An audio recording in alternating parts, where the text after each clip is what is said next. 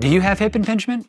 Is stretching hard for you? Get ready to discover the 7 magic stretches specifically designed for super stiff people with hip impingement. I created these stretches throughout 1 year of working one-on-one with people facing severe hip problems. If traditional stretches haven't worked for you, these 7 stretches just may revolutionize your routine. Stay tuned.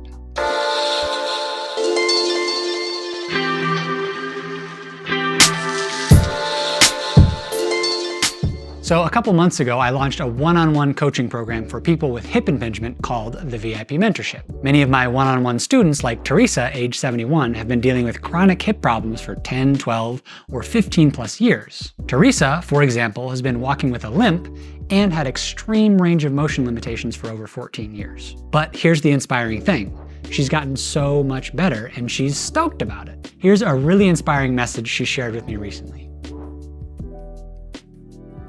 So on my walk today, a guy, he walks in the same neighborhood. He kind of like backtracked, turned around, and looked at me. He goes, "I am so proud of you. Your walk is getting so much better."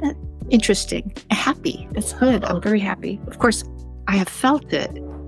If you're like Teresa and typical stretches don't work for you, try a few of these stretches for super stiff people out. Of course, as a quick reminder, in addition to stretching, there are a few other things that you should be doing. For example, the 3 main pillars of a good hip recovery program should include targeted tissue work, stretching, and strength and stability exercises. So don't think it's only stretching. With that said, I think you'll find these stretches much easier to start with if you are quite stiff and inflexible, and they'll be very helpful in the long run. If you have super stiff and immobile hips, getting into a position like this to stretch your hip flexors is sometimes not possible. So one variation that we can do is to actually come to a standing position and try to really exaggerate tucking your tail. This is a posterior pelvic tilt.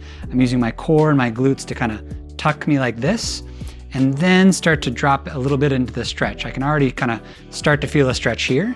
And as you can see, it doesn't require as much range of motion on this hip like a kneeling hip flexor stretch would.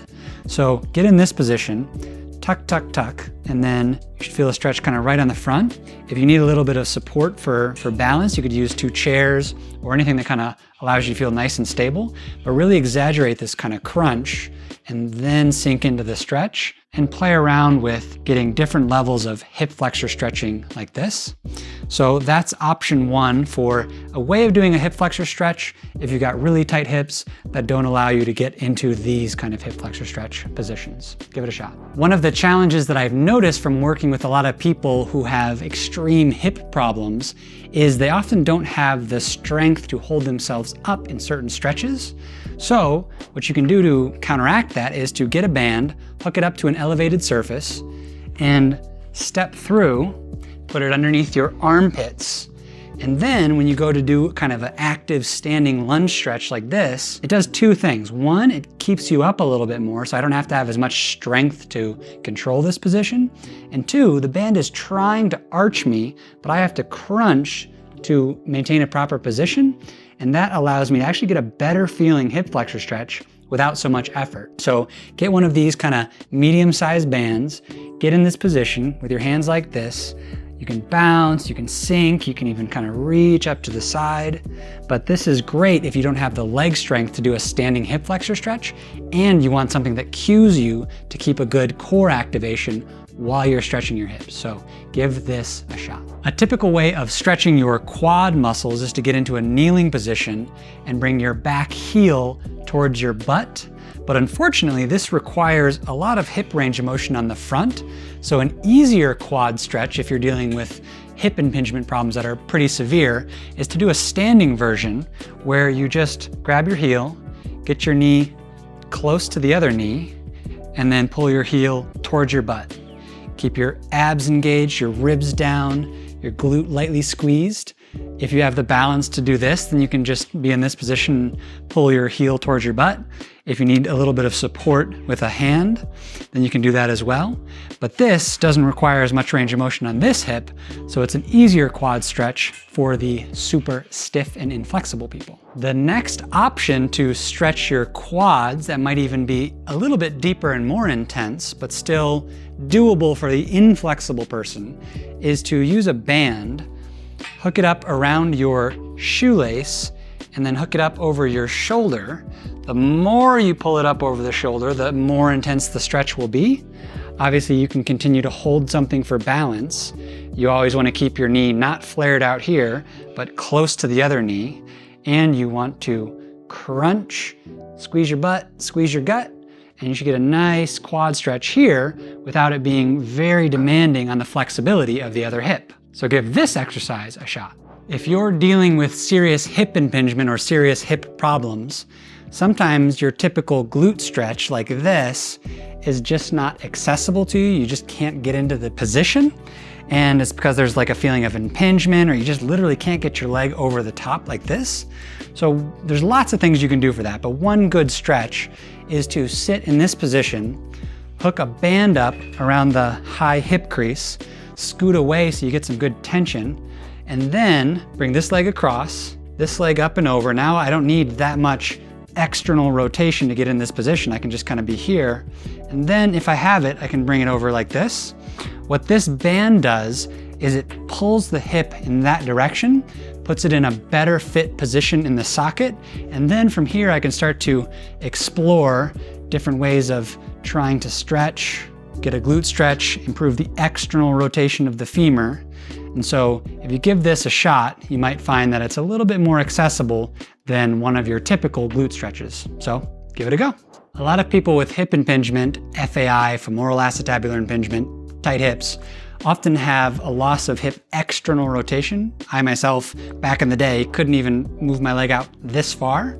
And so stretches like glute stretches or pigeon pose or anything that requires external rotation are not possible for a lot of people. One thing that you can do to help that a little bit is to get a band, hook it up around the hip crease, like so, and then scoot back and see if that doesn't give you a feeling of kind of a different sensation in the hip.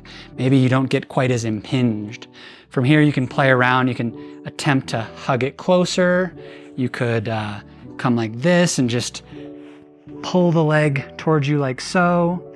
There's no wrong way, as long as you're just attempting to do some kind of a glute stretch with a little bit of band distraction, either on your back, like so, reaching through, grabbing, breathing and relaxing, tensing up and releasing, or doing it in a seated position and exploring that.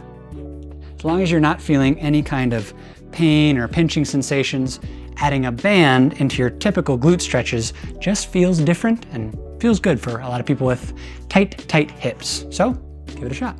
This last stretch is a double whammy that's going to require 2 bands, and it's trying to overcome a particular problem that some people have with hamstring stretching. So a lot of people, when they go to stretch their hamstrings, will get to here or even here, maybe much lower, and just get a stopping, pinching, jamming feeling.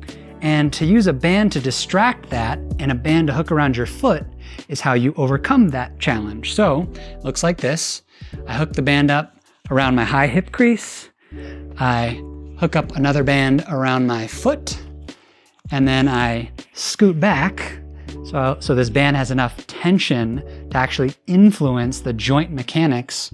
So I scoot back, get some good tension on there, and then I use this band to help me pull it closer, like so. I usually choke up on the band, meaning I reach way up here, and I have this knee bent to make it a little easier. Then I just breathe and relax, oscillating in and out of range, or I can hold my breath and get tight. I'm kind of pushing my heel in that direction, and I'm pulling in this direction. I'm not pulling down towards me, I'm pulling in that direction as I'm pushing in that direction. So this is contract, relax technique, or PNF. So I hold my breath, resist myself, 3, 2, 1, release. Take up the slack, whatever feels good. If I want more tension, I could scoot back more, which will influence how the joint's moving. This could also be a rope or a towel or a shirt or anything like that, really. But you just want to be in this position, stretching the hamstrings. You could go this leg straight for more intensity. But this is one way of changing how the joint mechanics move, the roll, slide, and glide of the hip. Maybe unimpinge yourself, maybe make hamstring stretching a little bit better. So give it a shot. How did it go? Hopefully you were able to do some of those stretches even if you couldn't do other similar stretches before. Remember, stretching is just one piece of the hip recovery puzzle. Sometimes deep targeted tissue work, something we teach in the FAI Fix program or our one-on-one VIP mentorship program, prior to stretching helps to unlock stretches and makes them more comfortable. Also, sometimes building some serious strength by doing weightlifting, which is custom tailored for people with hip impingement, can be the thing that starts to improve your range of motion and decrease your pain. If you want help figuring out how to put together a customized recovery plan, feel free to schedule a free 15-minute call with me to see if our one-on-one coaching program for hip impingement is right for you. To do that, go to gotrom.com/VIP. All right, that's it for today. Remember, you're just one step away from building or rebuilding your perfect body.